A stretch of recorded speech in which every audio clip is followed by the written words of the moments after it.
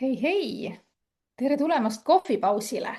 Taas esmaspäev, tavaline kohvipausi aeg, tehke väike paus, haarake kohvitass, teetass, veeklaas ja tulge kuulama tänast kohvipausi külalist, mis on eriti põnev teema. Maksuvabad kulud.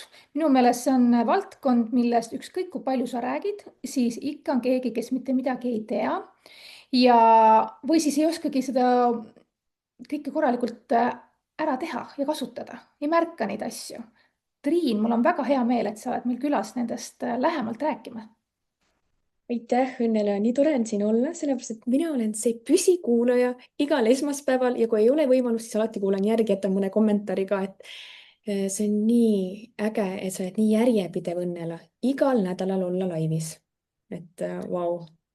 Ja katsumus, aga sul samad sõnad, iga teisipäev oled sa ägedas grupis, kus saab sind näha. aga raamatupidamine on tegelikult sinu kirg ja mulle väga meeldib sinu sotsiaalmeedia, et vaadake kindlasti Triinu sotsiaalmeediat ka, et sa jagad väga lihtsalt ja sellepärast mul on eriti hea meel, et sa tuled meile maksuvaba kuludest rääkima. oi, aitäh, Õnnela, nende soojade sõnade eest.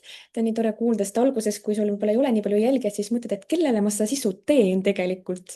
aga kui sul nagu siht silme ees, et jah, et see on vajalik, see on kasulik ja ühel hetkel see kõik näitab, noh, kannab vilja, siis tõesti on selline tore asi, et raamatupidamine on jah, selline enamasti kuiv teema. ma arvan, et kes meid täna siia kuulama tulnud on 20 inimest, nemad arvavad, et see on ikka fantastiline teema, sest et täna me leiame maast raha. Ja tõesti, kui sa alustad ettevõtlusega, siis on neid teemasid, mida sa pead ettevõtjana teadma, et mis on sinu kohustused, mida sa pead tegema, no tohutult palju. Ja siis ma olen kohanud ettevõtjad, kes teevad hästi palju kulutusi, julgevad teha enda ettevõtte rahaga ja siis on teisel pool need, kes ei julge seda raha üldse puutudagi. Et kohe lausa hirm tekib, et kui inimesed tulevad konsultatsioonidesse, siis me räägime, et sa ei olegi seda kasutanud. No jah, ma ei teadnud, kas ma võin seda teha, mis on iseenesest, noh, ongi selline kõige lihtsam, kui sa küsid küsimuse, kui sul tekib see küsimus, et sa saad seda raha kasutada palju targemini. Sest kui sa teed enda erarahaga neid kulutusi, siis sealt on juba maksud ära läinud, et maksuvabad kulud ongi, et me kasutame seda maksueelset raha, mida ettevõttes on. Näiteks mina esitaksin sinule, Õnnele, arve, siis selle arvest ma ei pea endale seda palka võib-olla maksma, aga võib-olla ma äkki ostan endale uue mikrofoni ja saan selle ilusasti ettevõtte kuludesse panna. Meil on siin kindlasti väga palju virtuaalseid assistente ja ka tegelikult ettevõtjaid ja tegelikult see maksuvabade teema kulud katab mõlemat, nii ettevõtjad kui ka virtuaalsed assistente. Et ma võtan siin ette mõne sellised peamised kulud, et näiteks väga populaarne ongi virtuaalassistentide seas tegelikult sisuloome. Ma just tegin sellise ühe postituse ka enda selles Instagrami kontol, kus ma kutsusin üles, et jaga enda seda tegemisi ja nii põnevad valdkonnad ja nišid, et võib-olla kui Kaja saab siia jagada linki, et siis olete ettevõtja, siis leiad äkki sealt endale assistendi, kes saab sind appi tulema.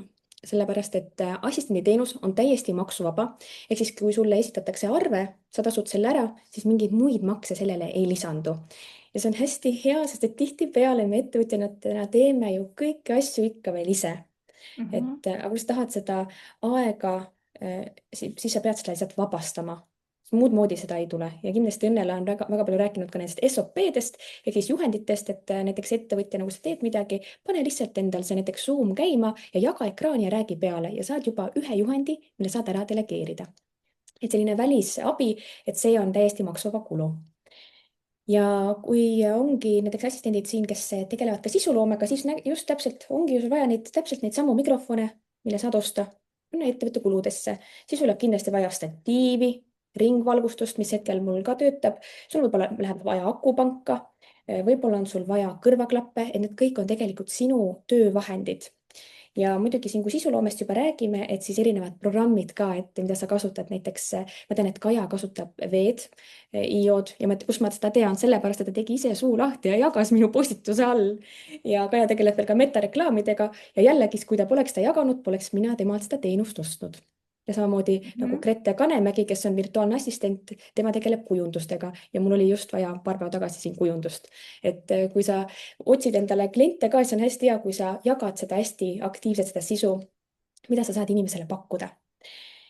ja siis kindlasti sellised turunduskulud, mis tulevad sulle kasuks, kui sa teenust pakud, aga ka sinu enda teenuse reklaamimiseks, näiteks sellised turunduskulud nagu koolitused. Näiteks Katriin Mangusel on selline kogukond nagu Next Level ja seal siis hästi palju õpetataksegi, kuidas sisuloomet teha.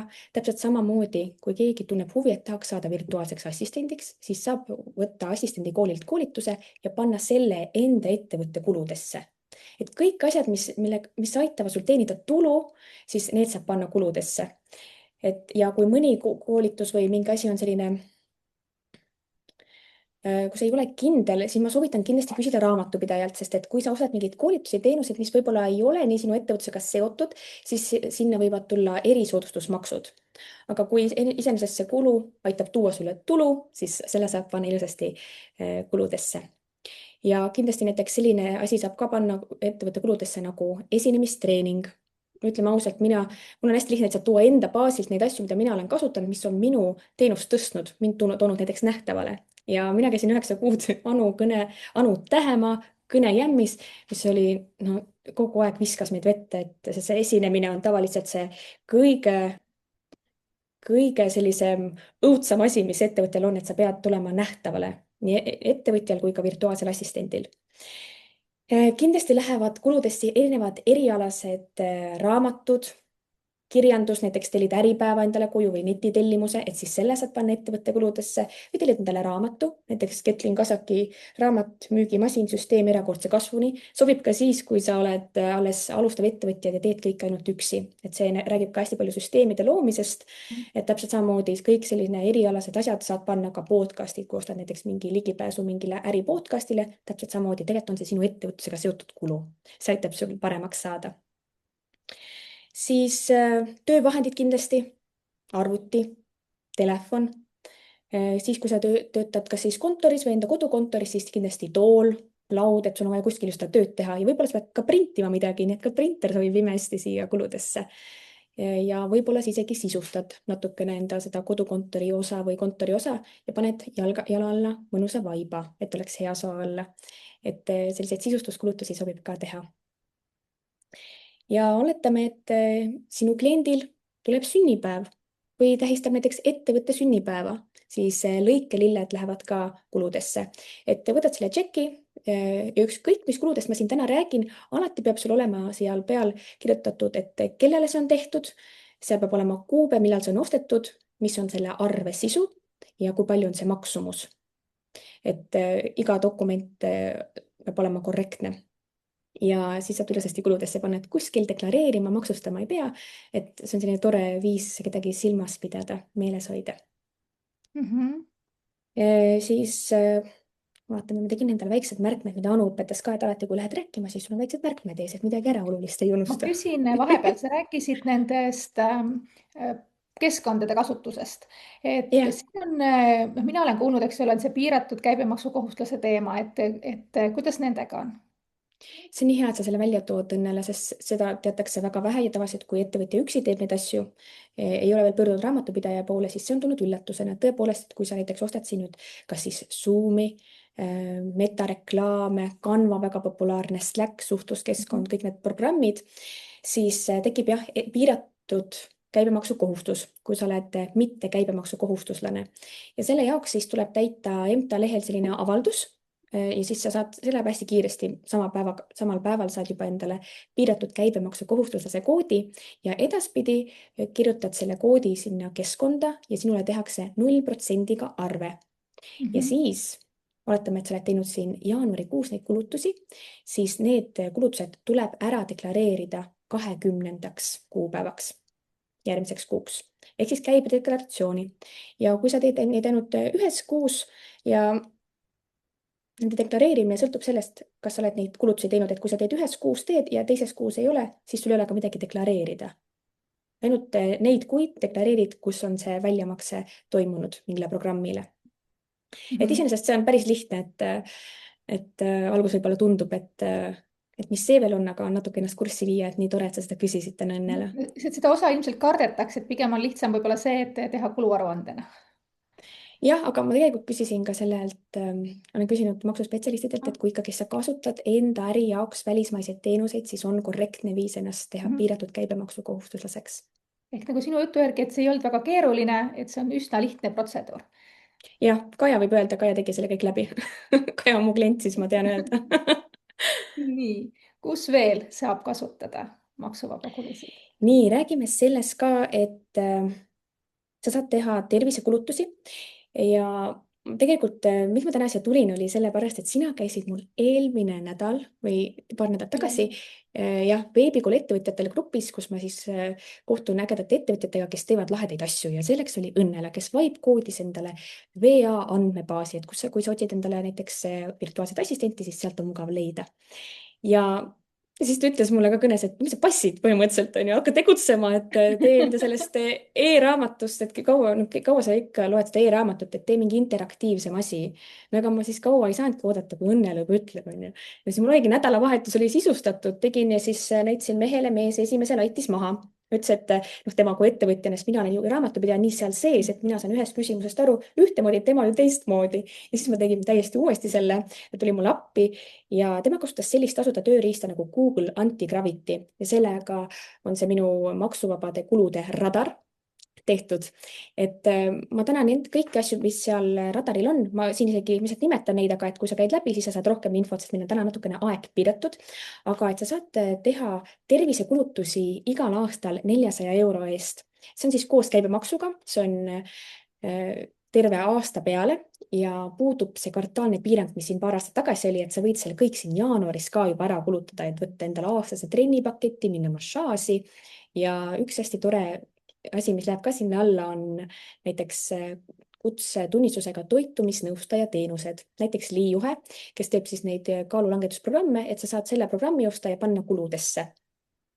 siis sa saad minna näiteks rahvatantsu, massaaži, ka LPG massaaž ja rullmassaaž, et see on hästi tore selline boonus ja saab ka teha lisatervisekindlustusega.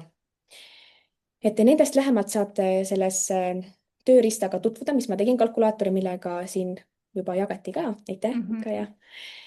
ja saad panna ka treening äpi kuludesse, mis on eriti fantastiline, sest võib-olla sa ei taha minna spordiklubisse, võib-olla sul ei ole lähedal spordiklubi, õue ei taha minna, mis iganes, siis sa saad ka treening äpi kulu panna ettevõtte kuludesse ja see läheb sinna tervisekulude alla. näiteks just vaatasin hiljuti, et ITOTS tegi enda treening äpi, siis sa võtadki selle äpi lahti, ükskõik kus sa teed trenni, valik on sinu, võid minna õue, võid teha toas või mis iganes, kus kohas.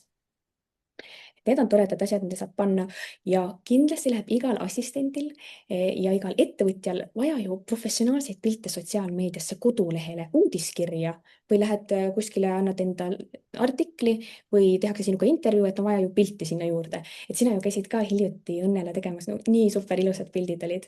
et selle kõik asjad saad panna kuludesse, ka jumestuse, ka soengu saad panna kuludesse, sest see on sinu ettevõttega seotud kulu, läheb turunduskulude alla. ja ja ma kohe küsin, kui fotograaf ise läheb kulude alla, kuidas on riietega?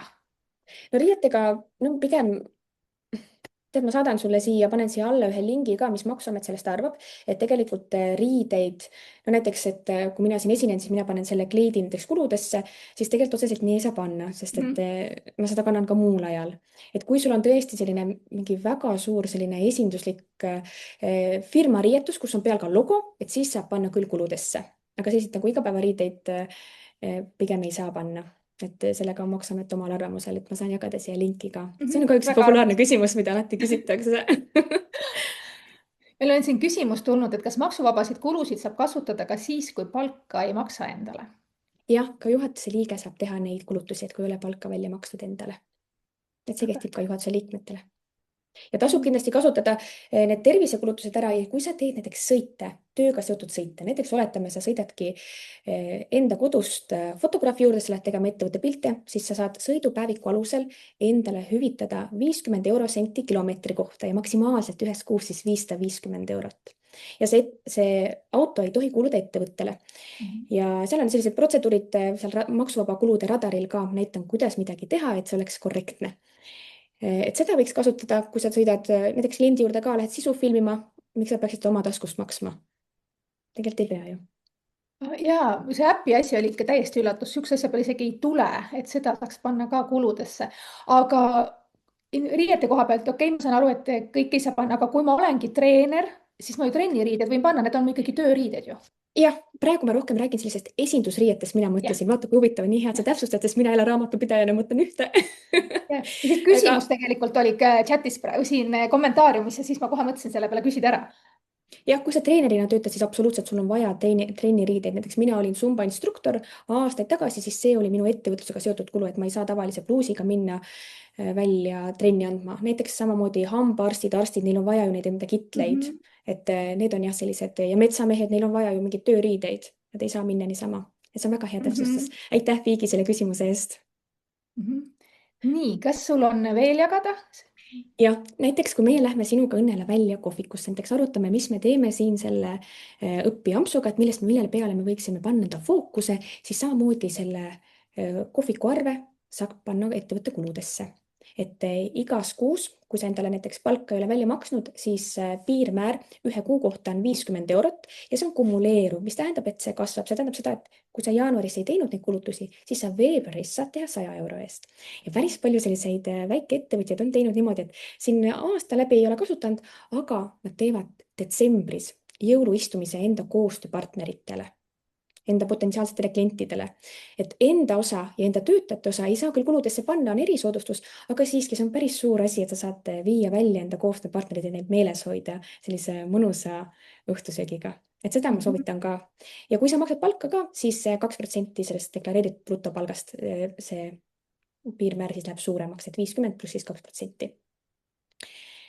Jah, need me käisime nüüd läbi, saab teha ka reklaamkingitusi. Sina oled ka kindlasti õnnele teinud reklaamkingitusi. jah. Mida sina oled teinud? Meil on pastakad ja märkmikud ja nii palju ma olen isegi targemaks saanud, et see reklaami või trüki osa tasuks arvel eraldi välja tuua. Jah, Minule sest vähemalt see, on sellised soovitused olnud.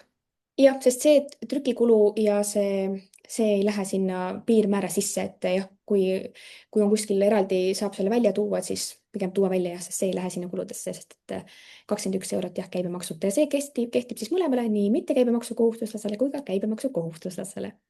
Mhm, mhm.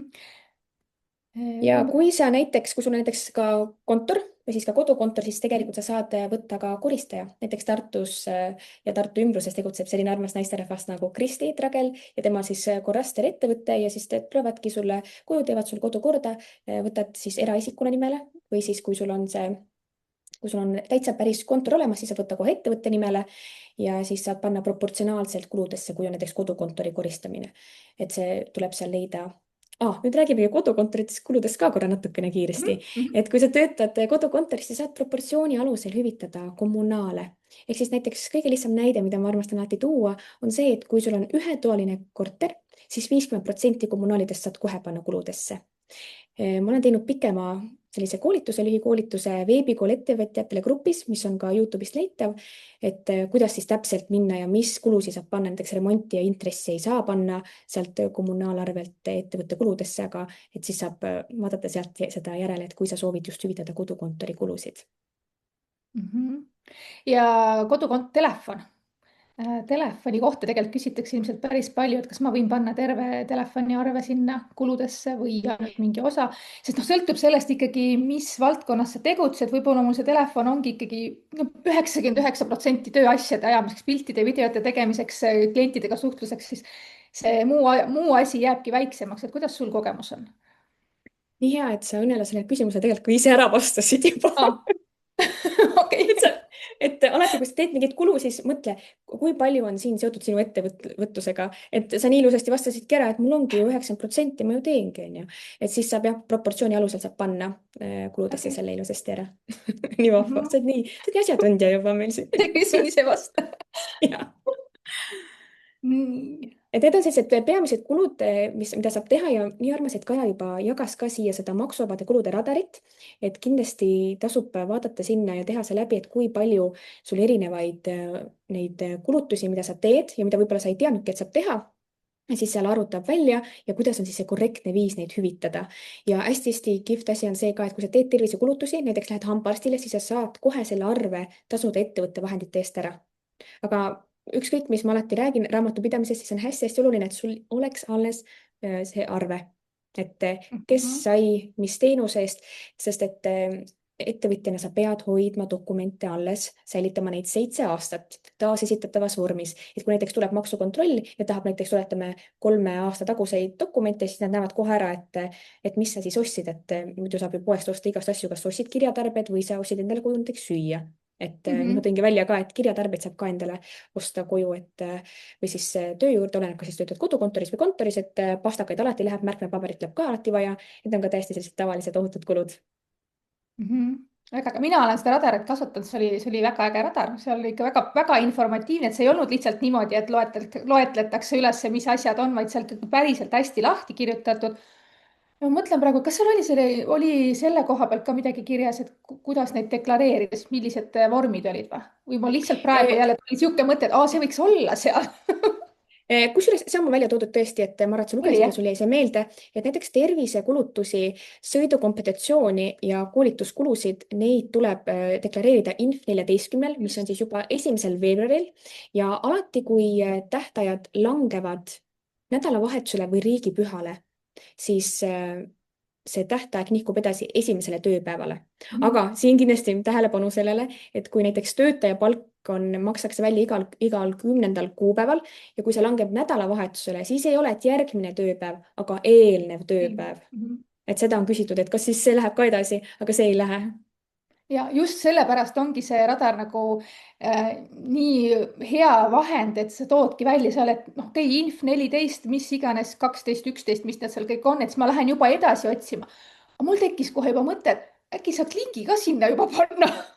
Mulle nii meeldib, et kui sa midagi Õnnele vaatad, siis sa märkad ja sa oled hästi aldis andma tagasisidet. Ma olen sulle hästi tänulik. Mulle nii meeldis, et Õnnele tõi välja, no jube hele tekst, tee tumedamaks, et nagu ise ei pane niimoodi tähele, aga see on nii väärtuslik, et me peaksime seda tagasisidet tegelikult nagu embama väga ja siis tegema need muudatused ära, et see annab nii palju edasi, sest üksi sa võib-olla ei mõtlegi sellistele detailidele, aga siis, kui keegi kasutab, et see on sul nii kihvt omadus Õnnele, et sa julged ja sa tahad anda tagasisidet, seda ainult nii saab paremaks, et see oli nii suur kingitus mulle, aitäh.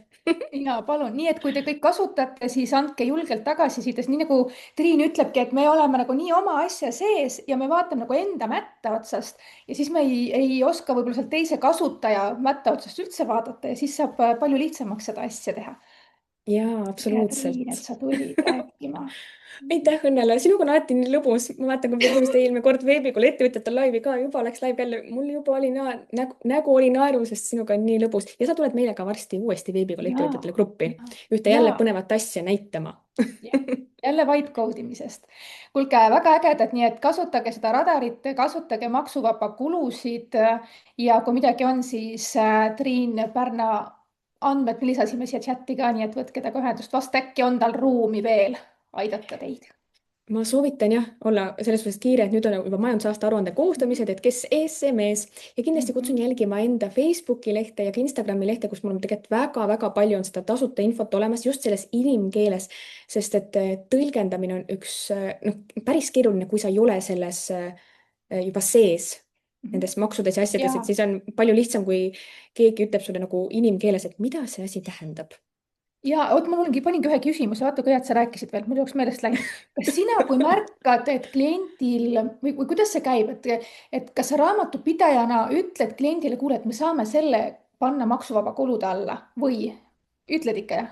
Tavaliselt on niimoodi, et kui meil tekib, kui meil tuleb klient, siis me teeme alati esimene asi konsultatsioon ja siis ma küsingi, et miks sa seda pole kasutanud, miks sa seda pole kasutanud, et see on nii oluline aeg võtta, aga kui võib-olla siin on teisi ka raamatupidajaid, siis ma soovitan jah, seda infot hästi palju jagada, sest et no ettevõtjad ei tea ja ma arvan, et see on raamatupidajate kohustus neid informeerida tegelikult sellest, et kliendil ei ole niisugust, ta ei ole aimugi, et ta saab mingeid kulutusi teha, ja, et see on hästi oluline. jah, või siis see teine teema, et kui ongi võib-olla tehtud neid kulutusi nagu noh, sa enne ka rääkisid, proportsioonid ja kõik muud asjad ongi võib-olla valesti tehtud, et siis võib-olla mitte kohe seda erisoodustust deklareerida, vaid anda see võimalus, et ma võin selle siis ettevõtjana tagasi ettevõttele maksta. Ja kõige lihtsam nende asjadega on see, et sa võtad konsultatsiooni raamatupidajalt. Võib-olla sa mõtled küll alguses, et oh, see läheb raha välja, aga tegelikult esiteks sa saad teadlikumaks, mis on sinu kohustused, sa saad teada, kuidas neid korrektselt teha, et just vältida neid lisaasju, Mhm. lisamakseid.